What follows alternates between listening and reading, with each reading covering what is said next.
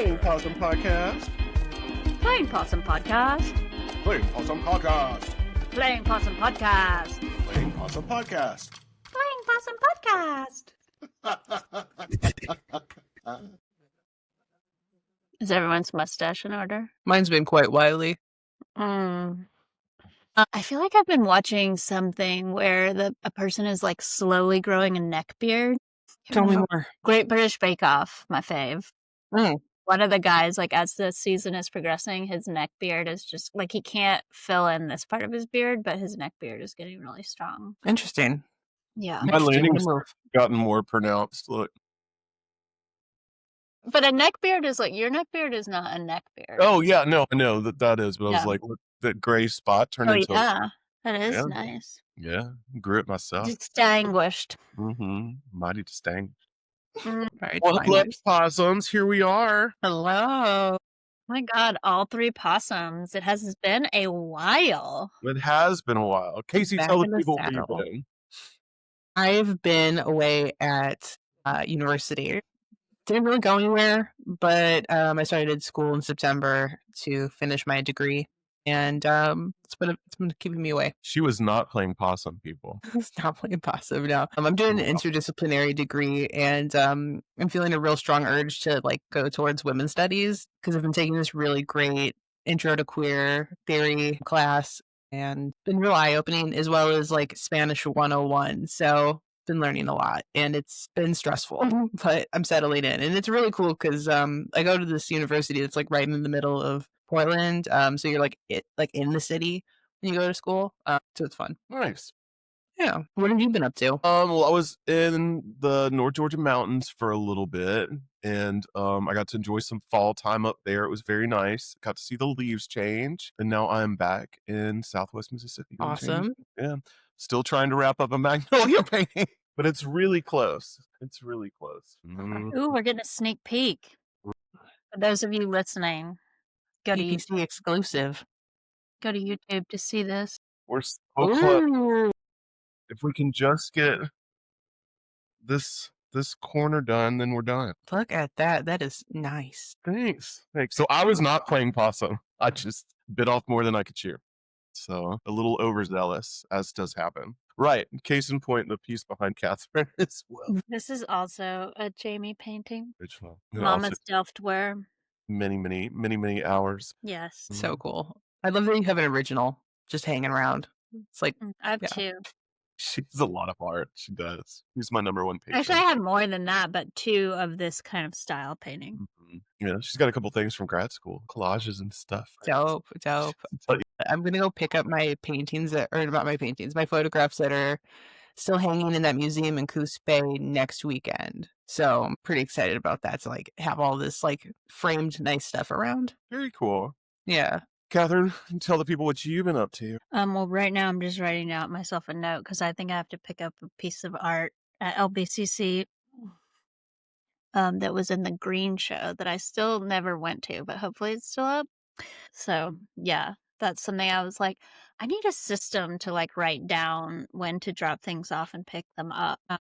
What have I been up to? I have been I had a big museum thing that happened, and that was good, but I feel like it took me a while to recover from. And I am doing the Southtown Art Walk next Sunday, so I've been kind of prepping for that. And then I also started working at my friend's gym, Helix Training. And on Sunday, I'm going to take my test to become a certified functional strength coach. Cool. So that's kind of taken up the last couple months of prepping for that. And then, so if you want to work out and get huge with me, please come to Helix at 8:15 or 9:30 on Wednesdays. Hell yeah, I'm trying to get huge. Yeah, me too. I'm trying to get swole as fuck. I'm constantly impressed because I feel like somehow you make like 30 hours out of a 24-hour day. I know. I feel like my productivity promptly ends at 4:45. every day. I tried to get stuff done after supper, but a full belly, so sleepy. I know. I gotta lay around. I gotta lounge. No, I've got to catch up on my YouTubes. Yes. The creator. ADHD helps. Mhm. I recommend. I have to buy some of that. 10 out of 10, huh? Well, I just don't love sitting still. So I think that's why, like even if we're watching a movie or something, I'm also doing something else. Yeah. I've been trying to not beat myself up for just sitting down and doing nothing, but I have this inability to like let myself off the hook. So I've been trying to learn how to crochet during my nightly YouTube, or like we've been trying to get through Breaking Bad, but I have like I just don't, I think everyone fucked up and now I'm mad. So anyway, but I've been trying to crochet. I've been trying to learn how to crochet. I remember in high school, like with home ec, you always knew who was in home ec because they were always walking around knitting on weekends. Do you remember that? Oh, it was so funny. Don't. We did have But home ec. Take that, everyone who doesn't have home ec. And they I cooked, and there remember. was a room just full of rows of ovens. And I didn't take home ec, unfortunately. I should have. I would have really enjoyed that. But yeah, everybody had to knit a blanket. Mm. Yeah, that must have happened after I left, maybe. No, 'Cause it would have been when I was still they there. phased it out, I think. I think it was phasing out while I was still in high school. Mm. They're like, we need this room for something else. For making meth, excuse you. Right, yeah. Get these Well, ovens do out you here. remember I took band and then I got kicked out for throwing a penny? You got kicked out of That band? tracks. Yeah. And then I just threw a penny at the teacher because I happened to find a penny in my pocket. And We then need this. here's a penny. People are never rewarding my impulsivity as they should be.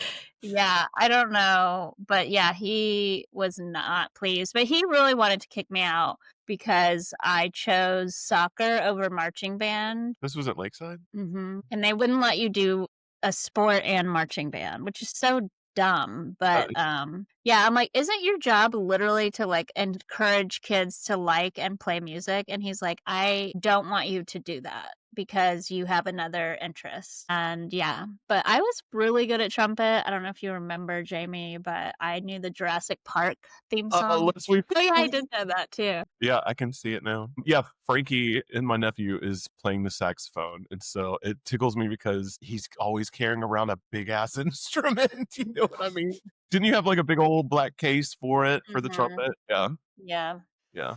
Yep. I played trombone for a year. Fun.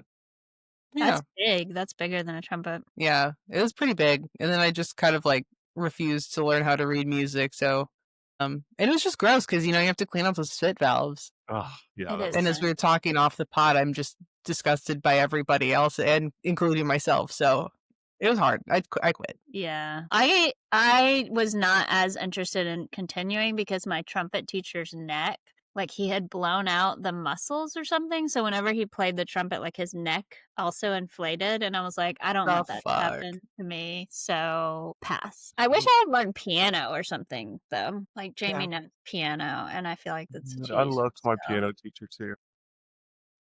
Do you remember when you threw a brick at the piano though?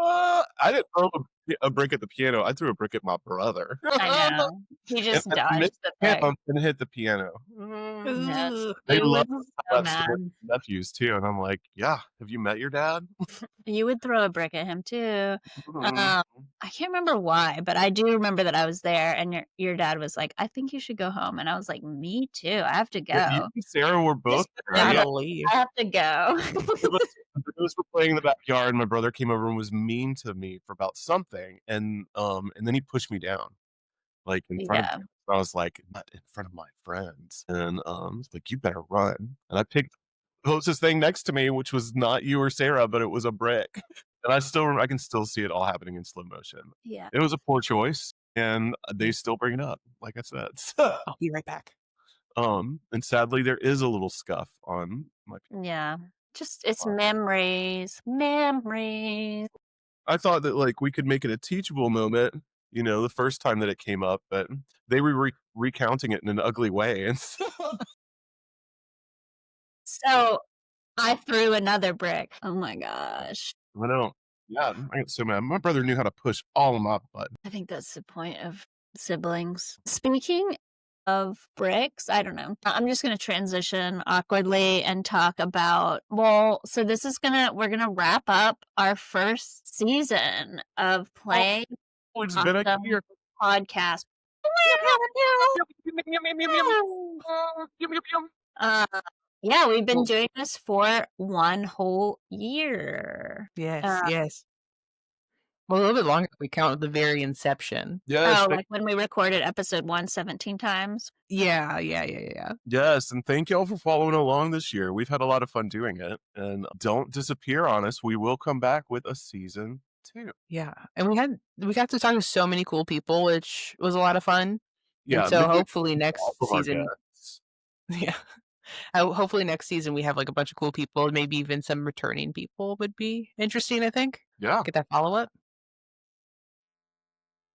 Excuse me. What were some of y'all's fave memories from the first season? Comment below. Yes, I was talking to you guys, but yeah, we also want listeners. Oh, do we have listeners? Oh my God. Well, it was a lot of fun reconnecting with Tori because we knew each other when we were younger, and we started painting together Saturday morning painting classes at 8:00 in the morning at the Atlanta College of Art community education classes. So that was super awesome. And, she's done a lot of cool things in her painting career, so that was super cool.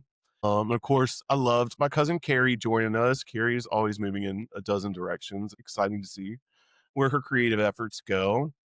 Anne was a lot of fun to talk to because once upon a time I was an educator, and so I thought that was a lot of fun getting to talk to Anne. Oh yeah, it was so cool to connect with Anne. Such a great storyteller, and I felt like the Alchemy of the Unknowns, like our first interview, that was really cool. Cool duo. It was a fun learning curve, and they were so gracious, and just really admired their work ethic and their collaborations. That was really cool. Yeah, Catherine. Yeah, I loved all of our episodes, but yeah, I think also like Duncan, who came on and talked about woodworking and chocolate, and Duncan made chocolate worms for the party that I had at the museum. So I think also like just the professional connections that have come out of the podcast have been super great. And like I'm trying to convince me and Marcia to take Anne's drawing class maybe someday. Ooh. cool. I think that would be really cool because I got to see like the stuff that Kacey was working on during that class. And yeah, I think I also really enjoyed unveiling Jamey and I's sort of beard stories to the world. And Oh that was yeah, super Memory fun. Lane was a lot of fun. Yeah. Yeah, I'm trying to think. I should have sat down and looked through all of our episodes, but yeah, I think for me, like one of the biggest things that like I have been sort of reflecting on is like we sort of started this as a way to just kind of talk about playing possum and how that's a hard part of being a creative. And I think in some parts having this experience and space to talk about that has actually shifted some of that for me. And I think like this 100%. year, like doing that big museum party, like I think a year ago before we started having these conversations would have felt a lot more, I would have had a lot more fear and reservations and all of that kind of stuff going into that. And I feel like I was much more resourced because we had kind of built this space. So yeah, I was curious about how y'all felt about that. I mean, I think that it's been a great space to be able to like learn to give myself some credit. And I feel like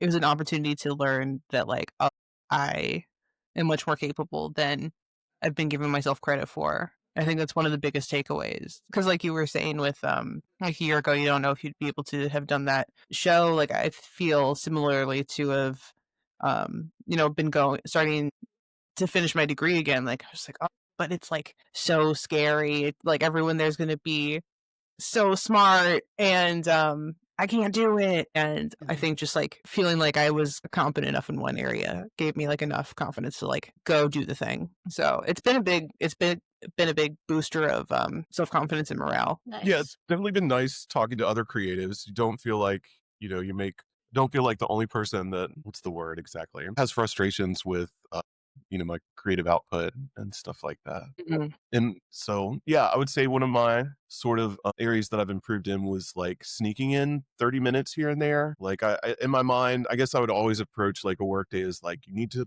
work all day, like 9 to 5 as much as possible. And Mhm. that would just feel so tedious. And so I've breaking it up into smaller chunks has been really good. And recording how many little half-hour chunks I've done has also been really good. I like seeing the little tally marks add up. Do you feel more productive in those small sections rather than if you try to, like, do one big day? I do, because I'll, I'm not like uh, staring at the clock too much, but I am keeping note of the time, and it's like, okay, I can get this done in a half hour, and get this done in an hour, or I can get this done in an hour and a half, and then I can run an errand, or then I can do that.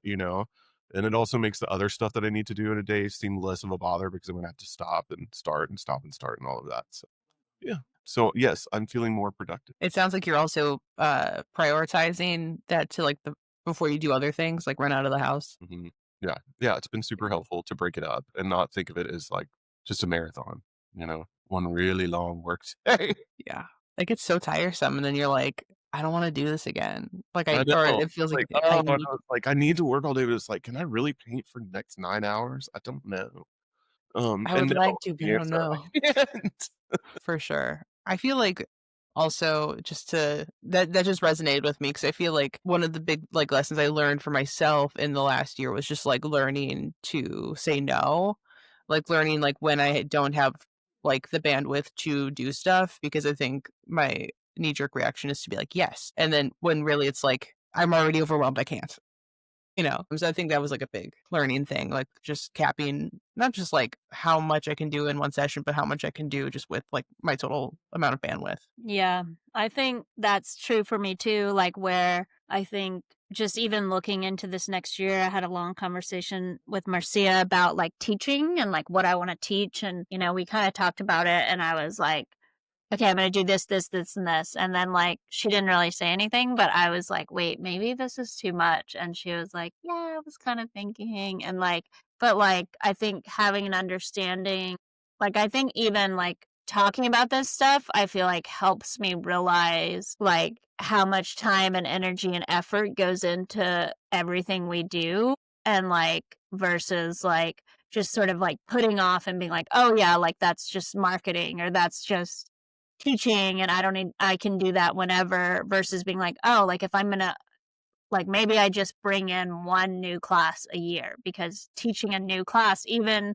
if I like have a pretty good handle on the material, like it's like a mental effort every week versus teaching a class I've already taught before is like there's just like a nervous system. My nervous system is down because it's like, okay, I know what's going to happen next week, or I know what the students, I can kind of have an idea of what the students can finish versus even like if you have a handle on the material of teaching, it's like you really don't know how the students are going to interact with that material. And so I think like that was kind of interesting. And it was like, okay, yeah, like, because I want to teach like a sort of a secondary intro class. And then I also want to teach a curves class. And I was like, yeah, I shouldn't do both of those in one year. And it was like this weird experience for me of being like, that's too much. Where usually I'm just like, yeah, it'll be fine. Like, but just having a handle and an understanding, I think, of how much goes into that, even including like energy level and all of that,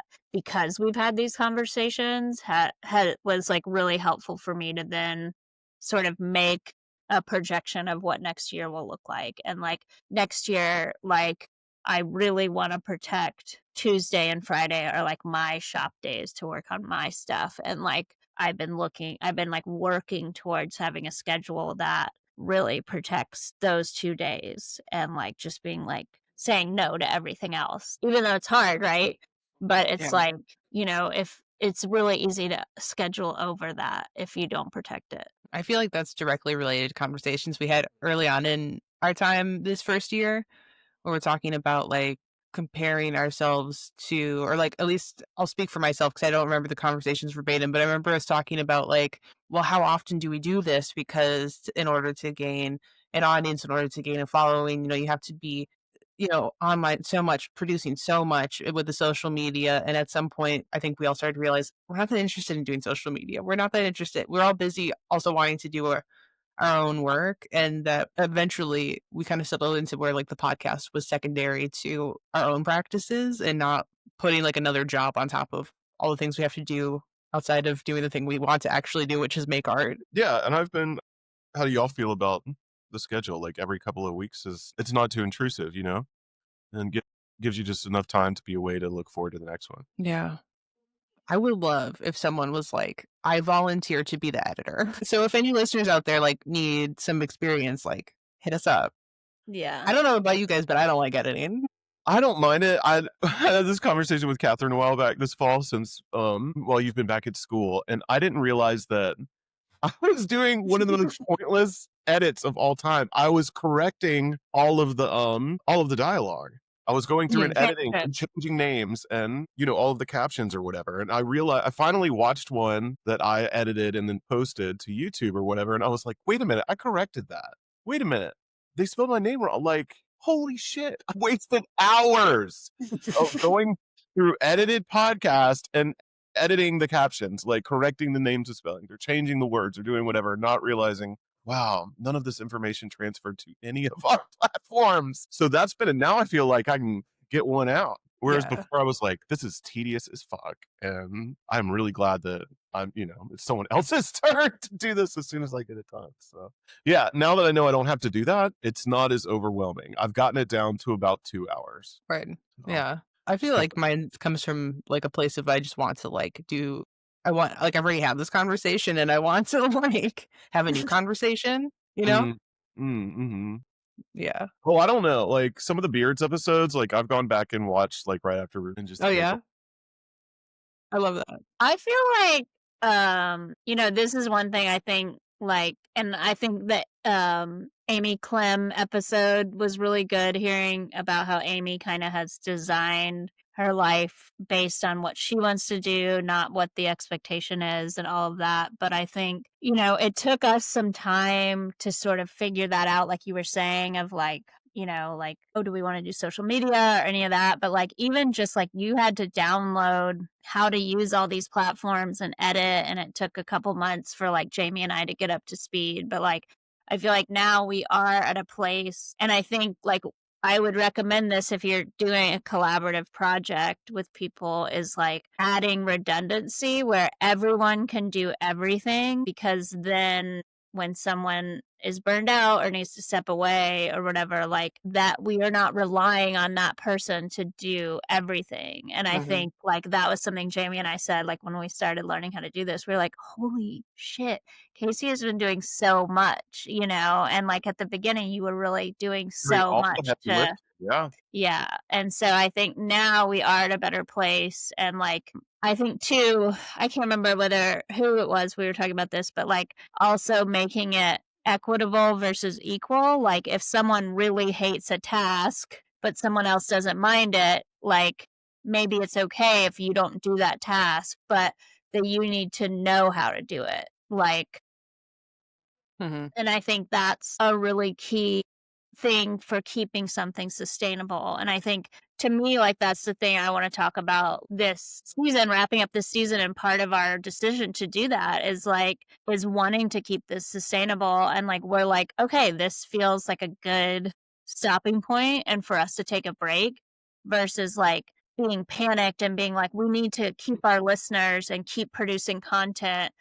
And I've been a big fan of the slow burn and like, being able to just continue. I would rather continue these conversations. And if that means we lose some people or lose some momentum, that's okay, and I think there's this capitalistic perspective that like, if you're not continuing on the hamster wheel or whatever, then you're not successful, versus like thinking about the seasonality of things. And like this time of year, typically people just want to like hibernate and chill and do 1,000-piece puzzles.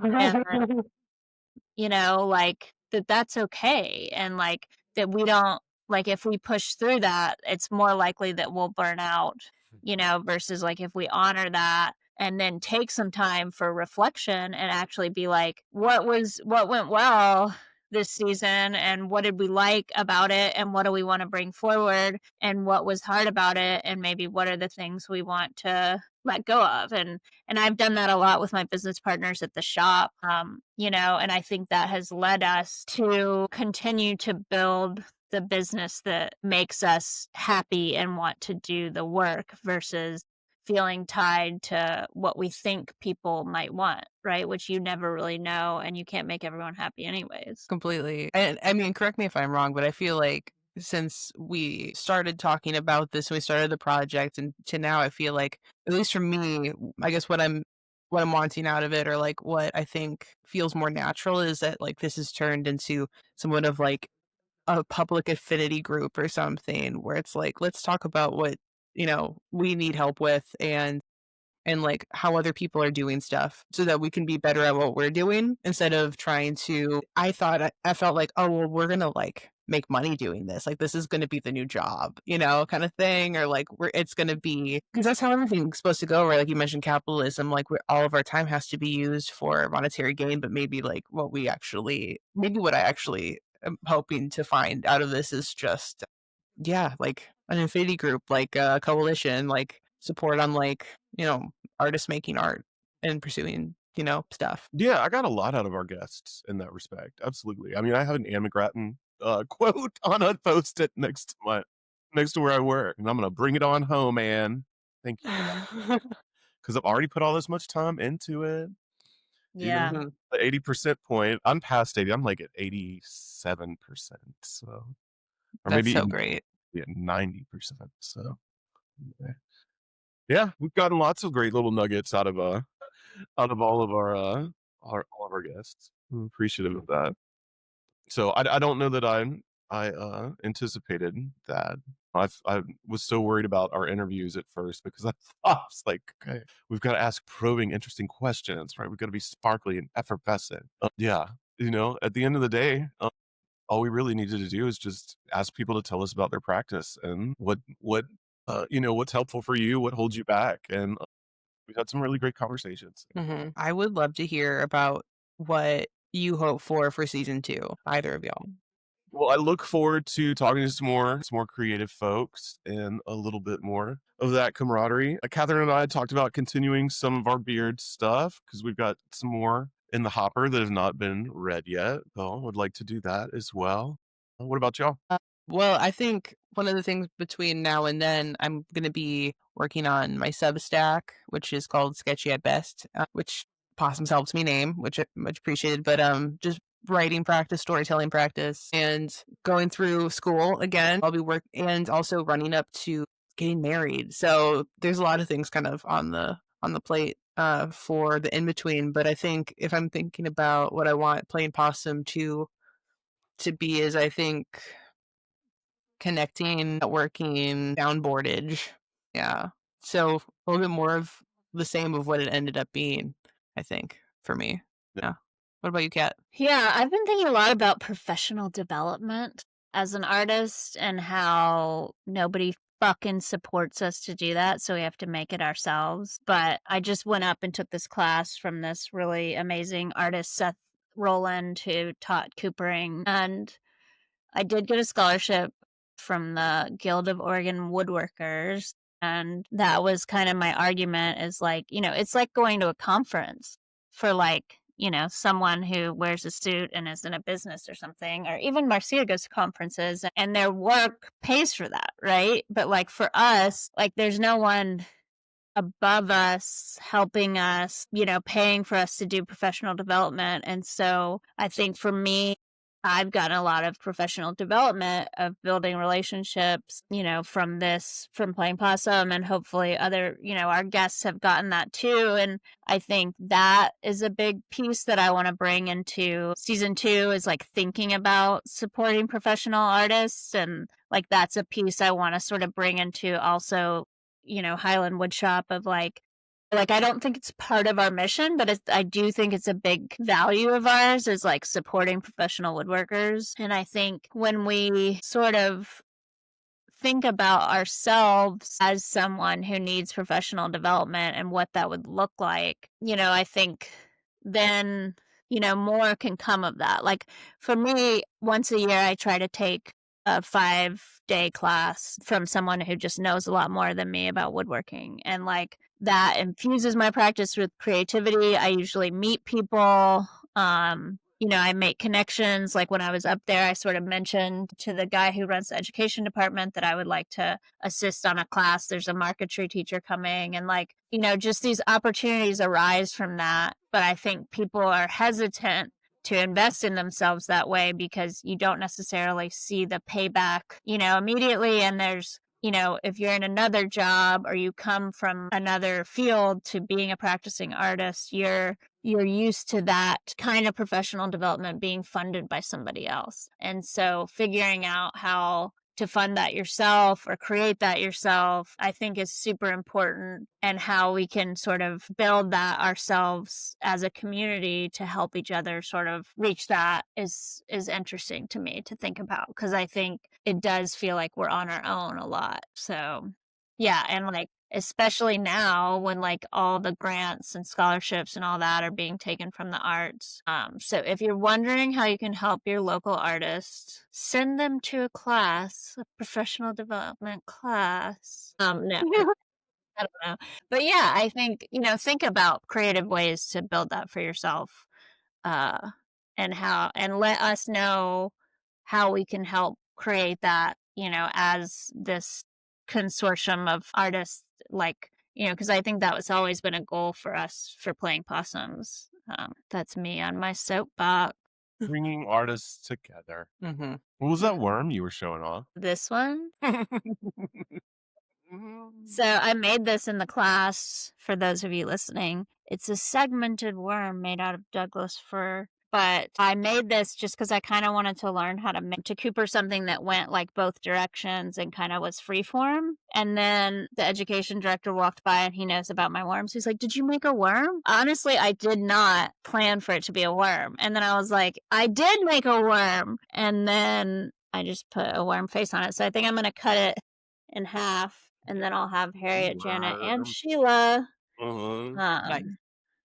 So, but it was just a great class. And I think the thing for me that was really cool is like, I've kind of learned this technique like in 2015 and 2016, like 10 years ago, and then revisiting it after being a professional woodworker for 10 years. And like, I feel like I got the concept on this level that was like so different, where it was like, oh, like I see it in 3D, and like, versus before it was like, I really don't know what's happening. I can follow the steps that they're telling me to do it, versus now it feels like this door has opened where it's like, oh yeah, I could do this and I don't need steps necessarily. Like, I don't know if y'all have sort of had that experience of getting a concept where it just feels more open. Like, I don't know. I feel like you're there with painting, Jamey, of like, just the way you see things is so like, I don't know. Like, I don't see things like that in 2D. And do you feel like there was a moment where that sort of switched for you? Not necessarily. I don't think so. I mean, well, I like working with photographs. I remember being a student and being like, you can't put from photographs. Like everything's just going to come out flat. And I was like, really? Really? Hold my beverage. Give me a stack of photographs. So, when I translate them, I am kind of looking at them like in areas, right, of solid, solid colored patches, puzzles of sorts. So not a lot of blending. It's a lot of like, color blocks. Yeah. So I guess I do interpret them that way. Yeah, I remember watching you, like you were playing on my iPad when we were together in South Carolina, and just like watching you like see like the things you see, like, yeah, in those patches and blocks and stuff is really cool to me. Thanks. What about you, Kacey? Do you feel like you have had that experience where you're like, oh wow, like, because I feel like with photography you see things in this really cool way, and I'm curious if there was a moment for you in that progression. Yeah, I mean, I think I dive into things like I'll get interested and I dive into it until I'm sick of it. And it wasn't until kind of revisiting photography for the second time that I feel like it was able to like really click with me. But I feel like a lot of the things that I end up showing off are like it's the highlight reels because for every like few good frames I get in a roll of film, I've wasted the rest of it. But I feel like there's been I think more of my development has been in just like generally telling a story in my work, and a lot of that's come from using like a journalistic kind of lens on things instead of having to well I think what that gave me was like a starting point. It gave me like a framework to work from, and then after kind of learning the rules I was able to apply them and actually like start saying the things that I wanted to say with my work. um it was like all things that I think I had known, but I find a lot of value in taking classes and like the professional development stuff. Like I think there's so many places that you could start from on your own. It's really hard for me to like pick the point that I actually need to. So having the structure of being able to go in to a class that's intentionally pointing you in like one direction, like this is what we're going to learn, has been really helpful because like now that I have this very clear starting point, this very clear direction, now I can change it up and use the rules where I need them and know where to break them. Yeah. I don't know if that answers the question. Yeah, no, I think it's helpful. You kind of reminded me. I got like a free trial for Sirius Radio, so I've been listening to Chris Stapleton Radio, which I highly recommend. But he like basically like now Sirius Radio is like artists have their own stations or whatever, and so he was talking about writing songs, and he was like, sometimes I can't tell if a song is good. So like I asked my wife, and then he's like, but sometimes a song is bad, but I still have to write that song to then get to the song that is good. And I feel like I'm kind of in that moment right now in my practice where it's like I'm finishing up a bunch of work and I actually don't even really like it, but it's like I need to like finish that and get it done and get it out so then I can get to the next like thing that might be good, because if I just abandon that and try to go to the next thing, then I feel like that old work is kind of haunting me unfinished or Yeah. something. And it's like, "Ooh, girl, you didn't finish me. You can't have any good ideas until you Yeah. put a hinge on me." Yeah. It's like you have to like, it's like you're holding in a fart or something. You just like Yeah. need to like let it go so you can like really focus. Oh my god, yes, that's amazing. But Folks that you missed, maybe like Forest's episode is super good, and also the wildlife photographer conspiracy of cartographers, is that right? Yeah. Yeah.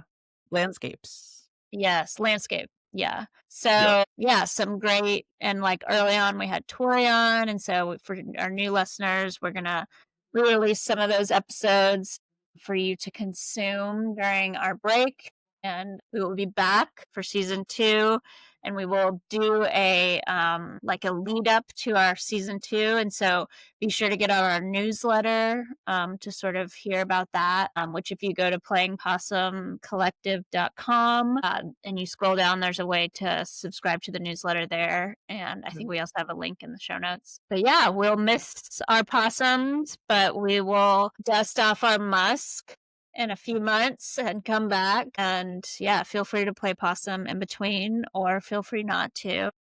But yeah, keep us in the loop. Definitely reach out if you have thoughts on guests we should have next season, or if you want to be a guest. I know some of you listening right now, I've asked you several times to be a guest.